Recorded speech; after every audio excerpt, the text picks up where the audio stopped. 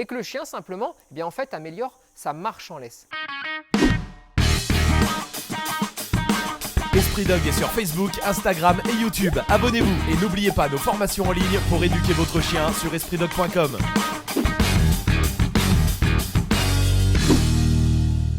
Salut à tous, bienvenue sur Esprit Dog. On va faire un exercice que tout le monde peut faire. L'idée, elle est simple. On va améliorer la marche en laisse, on va améliorer la relation que vous avez avec votre chien et on va surtout faire un exercice différent de la vie quotidienne et de ce qu'on peut vous montrer habituellement. Regardez, je vais vous montrer, on va faire ça avec Rhea. Rhea, on le met en assis, en pas bouger.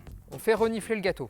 Prenez un gâteau quand même relativement gros cette fois-ci. L'idée, c'est pas forcément de prendre une friandise juste pour récompenser, mais plus de vraiment prendre quelque chose qui se voit.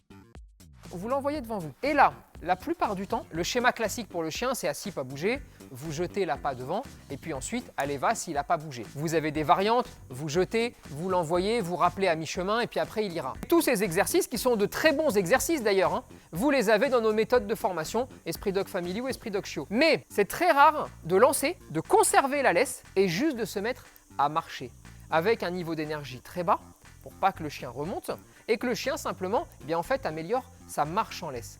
Et là, l'idée, c'est vraiment de passer devant sans dire pas toucher. Et c'est ça qui est vraiment important. On est en marche en laisse, on l'a jeté, il n'est pas à portée du chien, donc ne le mettez pas sur le chemin du chien, mais légèrement décalé, et on avance. Là, l'idée, c'est que le chien se désintéresse de ce qu'il pourrait y avoir au sol, parce que justement, il est en marche en laisse. Petit 2, c'est d'arriver, une fois que vous avez traversé, à décrocher le chien et à l'envoyer récupérer le gâteau qui était au sol. On travaille quoi? On travaille en fait le contrôle émotionnel, on travaille aussi la marche en laisse, la capacité du chien à pas tirer comme un sourd si jamais il voit quelque chose qui lui plaît. Et on travaille aussi ce relationnel que vous devez avoir avec votre chien et qui consiste à dire que si je te mets la laisse courte, eh bien on va marcher et on n'a pas le droit de partir à gauche et à droite et on ne peut pas faire tout un bordel. Mais en revanche, ne t'inquiète pas, il y a toujours quelque chose de positif là derrière. Évidemment, ça ne peut marcher que si au quotidien vous êtes juste. Et être juste, c'est permettre à votre chien 1 heure par jour de pouvoir aussi aller se dépenser sans laisse courte. Parce que bien évidemment, s'il a une vie de laisse courte et une vie où il ne peut rien renifler, rien faire, ça s'appelle une vie de merde. Mais si vous lui permettez 1 heure par jour ou plus de renifler, de faire sa vie, d'être détaché, d'être en liberté, eh bien à ce moment-là, vous avez le droit de lui dire, quand on met une laisse courte, on ne peut pas faire tout et n'importe quoi.